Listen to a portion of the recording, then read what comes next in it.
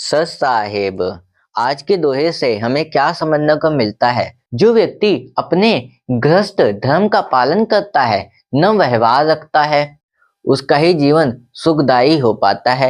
मतलब आप घर बसाने के बारे में सोचते हैं, यदि आप अपने जीवन साथी के साथ खुल के बात करते हैं, आप एक दूसरे को समझते हैं, तभी आपका जीवन चल पाएगा।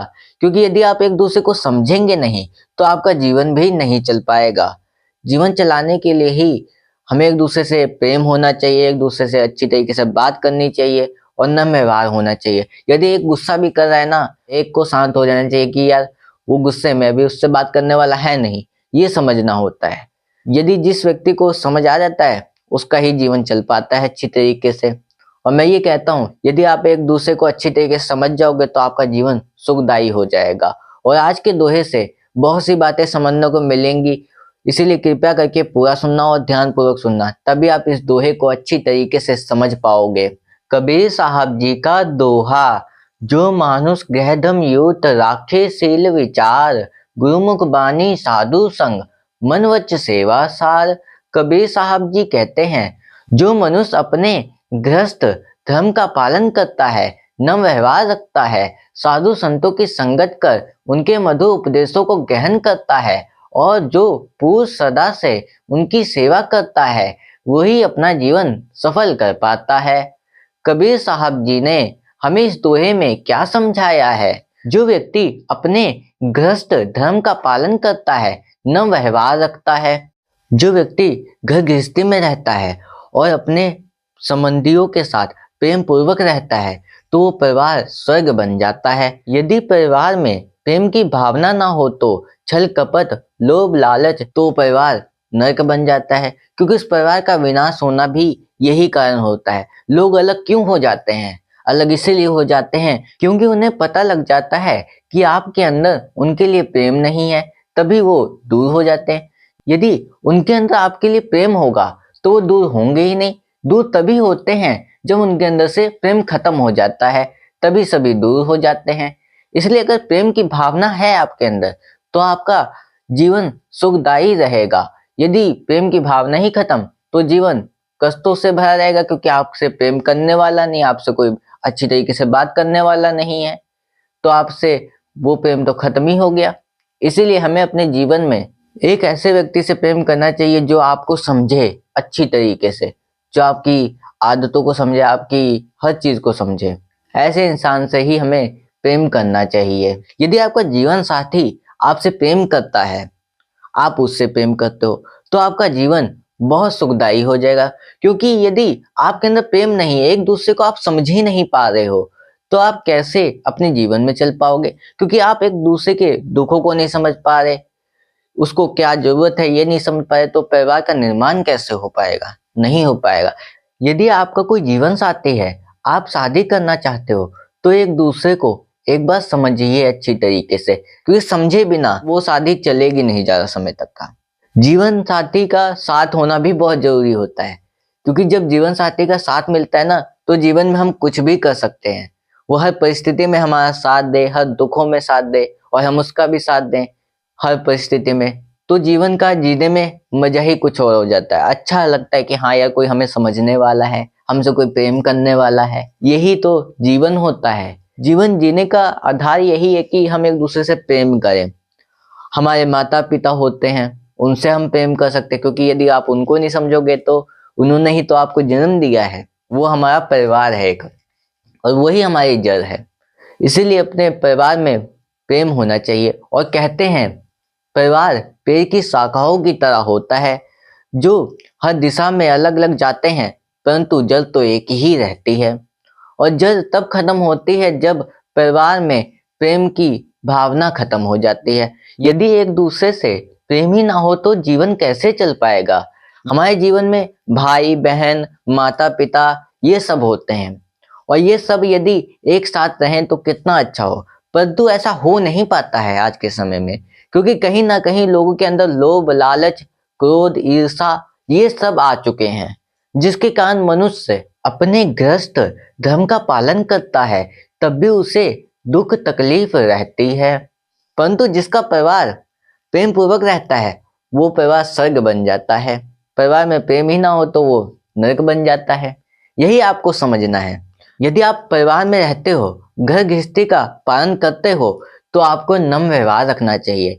मतलब कि शांति पूर्वक रहना चाहिए, सबसे प्रेम पूर्वक बात करनी चाहिए, अच्छे तरीके से बात करनी चाहिए, किसी को कोई कमी नहीं होनी चाहिए। क्यों आप अपने दुख किसी और को क्यों बताते हो, अपने इंसान को बताओ, तो देखना वो आपके सारे दुखों को दूर कर देगा। ये तो आपके हाथ में है कि आप किसे समझते हो। मैं तो ये कहता हूँ कि अपने माता पिता को समझिए, आपके माता पिता आपको समझे तो जीवन कितना अच्छा हो जाए। और यदि आप अपना एक नया जीवन शुरू करने जा रहे हो, यदि आप जीवन साथी के साथ शुरू करने जा रहे हो, तो एक दूसरे को समझना, तभी आपका जीवन चल पाएगा। जब व्यक्ति के अंदर स्वार्थ आ जाता है, लोभ लालच आ जाता है, लोगों के प्रति ईर्षा आ जाती है, तो वो समझो परिवार का विनाश होना शुरू हो जाता है। इसीलिए कबीर साहब जी ने इस पे भी दोहा कहा है, कबीर तहाँ ना जाए जहाँ कपट का हेतु, जानो कली कनेल की तन आती मन श्वेत। तन से कुछ और होता है, मन में कुछ और होता है। मन में लोभ लालच होता है और ऊपर से प्रेम का दिखावा करते हैं कि हम तुमसे बहुत प्रेम करते हैं। वो प्रेम नहीं करते, वो केवल स्वार्थ के लिए रहते हैं आपके साथ। ये आपको समझना है, कौन स्वार्थ के लिए है, कौन निस्वार्थ भाव से है।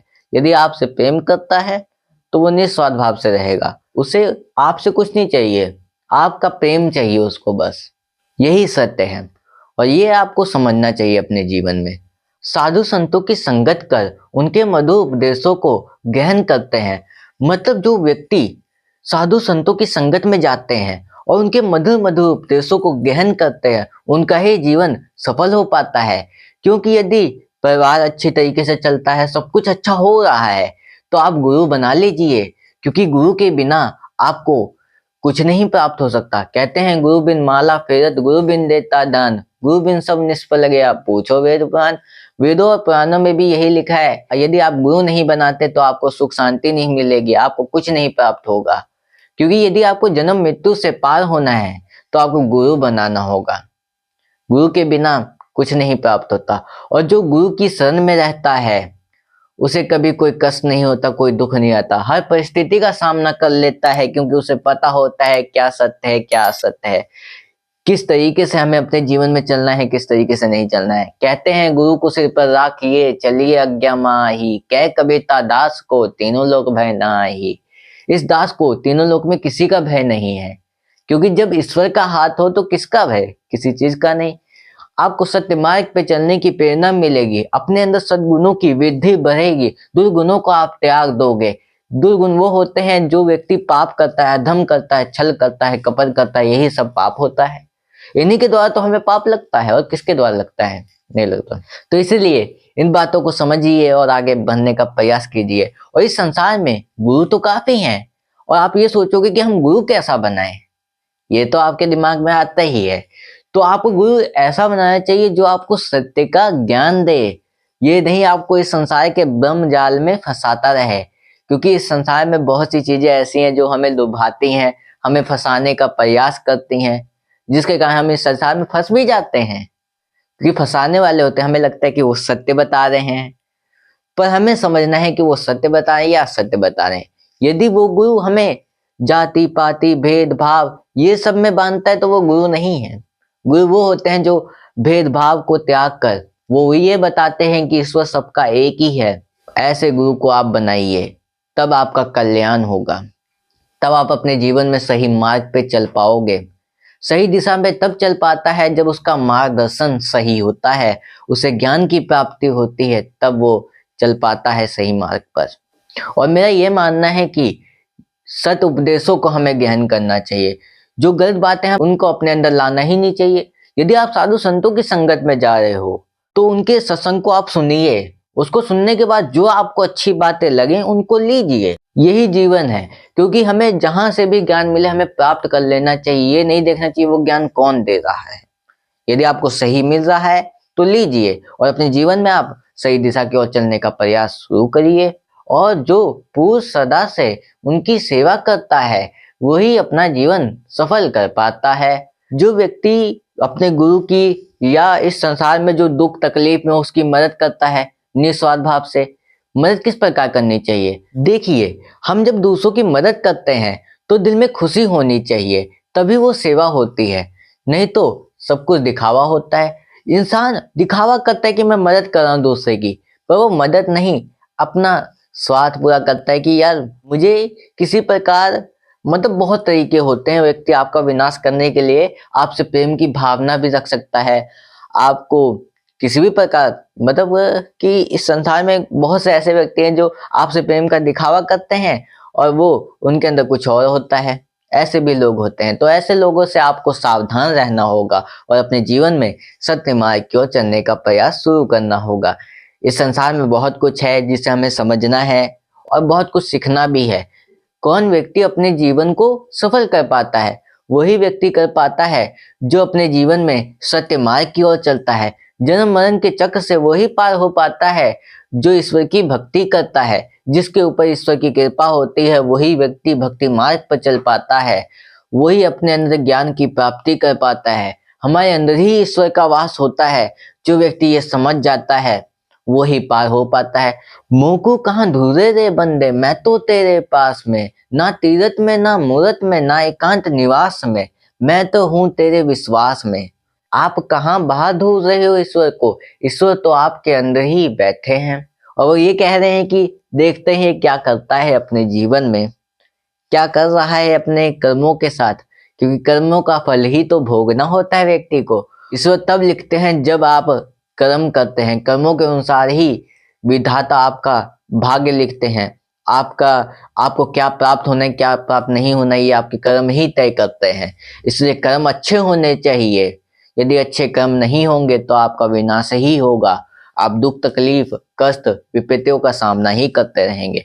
परंतु ये बात सत्य है कि जब आपके परिवार में प्रेम होता है और आप किसी का बुरा नहीं सोचते हैं तो आपका जीवन स्वर्ग बन सकता है। क्योंकि जीवन में सुख शांति होना चाहिए। दूसरे के ऊपर क्रोध नहीं करते हम, ना किसी से लड़ाई करते हैं ना झगड़ा करते हैं, हम अपने अंदर प्रेम की भावना रखते हैं।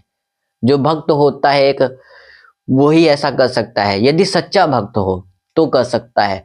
यदि भक्त के अंदर क्रोध आता है, या कोई भी हो, वो साधु संत हो या महात्मा हो, यदि उसके अंदर भी क्रोध आता है तो वो महात्मा नहीं है, वो तो केवल एक दिखावा कर रहा है। चोला तो पहन लेते हैं परंतु उसके अंदर का मैल नहीं साफ होता है। इसलिए कहते हैं नहाए धोए क्या हुआ जो मन मैल ना जाए, मीन सदा जल में रहे धोए बास ना जाए। नहाने का तब फायदा होता है, नहाना चाहिए, ऐसा नहीं नहाने के लिए मना नहीं किया है, नहाइए, वो तो रोज नहाना चाहिए। परंतु एक मन की बात है, मन के मैल को नहीं धोते हैं। कहते हैं तीर्थ जाते हैं, गंगा नहाने जाते हैं, परंतु उस पाप को नहीं धोते जो हमारे अंदर है। गंगा उस पापों को धोती है जो आप गलती से करते हैं, उस पापों को नहीं धोती जो जानबूझ के की जाए। पितामह भीष्म नहीं बच पाए थे अपने गलत चीजों की वजह से, तो हम तो एक इंसान हैं, तो हम कैसे बचेंगे? हमें भी अपने कर्मों का फल भोगना पड़ता है। इसलिए अपने कर्म अच्छे कीजिए, बुरे कर्म ना कीजिए, किसी को ऐसी तकलीफ ना दीजिए उसका परिणाम आपको भोगना पड़े। आज के दोहे से हमें यह बात समझने को मिली है, जो मनुष्य अपने गृहस्थ धर्म का पालन करता है, घर गृहस्थी को बसाता है और उसका पालन करता है, नम व्यवहार रखता है, शांति पूर्वक सबसे प्रेम पूर्वक बात करता है, अच्छी तरीके से रहता है, और जीवन साथी तो ऐसा होना चाहिए जो दोनों के अंदर प्रेम की भावना हो, तभी जीवन चल पाता है। यदि एक के अंदर प्रेम है एक के अंदर प्रेम ही नहीं, तो क्या वो एक दूसरे को समझ पाएंगे? नहीं समझ पाएंगे। एक दूसरे को समझने की बात आती है कि हम एक दूसरे को कितना जानते हैं, कितना समझते हैं, ये जरूरी होता है। इसलिए एक बार घर बसाने से पहले एक दूसरे को समझ लीजिए, तभी आपका जीवन अच्छी तरीके से चल पाएगा। और यदि आपने घर गृहस्थी बसा लिया तो आप अपने जीवन में गुरु बना लीजिए, क्योंकि गुरु के बिना आपको कुछ नहीं प्राप्त होगा। क्योंकि दुख तकलीफ परेशानी यही सब आता रहता है, आता है, परंतु इनको हैंडल किस प्रकार करना है, इसको संभालना किस प्रकार है, ये तो हमें गुरु ही बताते हैं। गुरु कहते हैं कि यदि आप अच्छे कर्म करोगे अपने जीवन में तो जीवन सुखदायी हो जाता है, और नहीं तो दुखदायी हो जाता है। क्योंकि जब आप बुरे कर्म ही कर रहे हो तो आपको कहाँ से सुख मिलेगा। और आज के लिए बस इतना ही, फिर मिलेंगे ऐसे ही एक नए दोहे के साथ। और इस चैनल पर ऐसे ही कबीर साहब जी के रोज नए नए दोहे आते रहेंगे। उसे सुनने के लिए चैनल को सब्सक्राइब कर लेना। सत साहेब।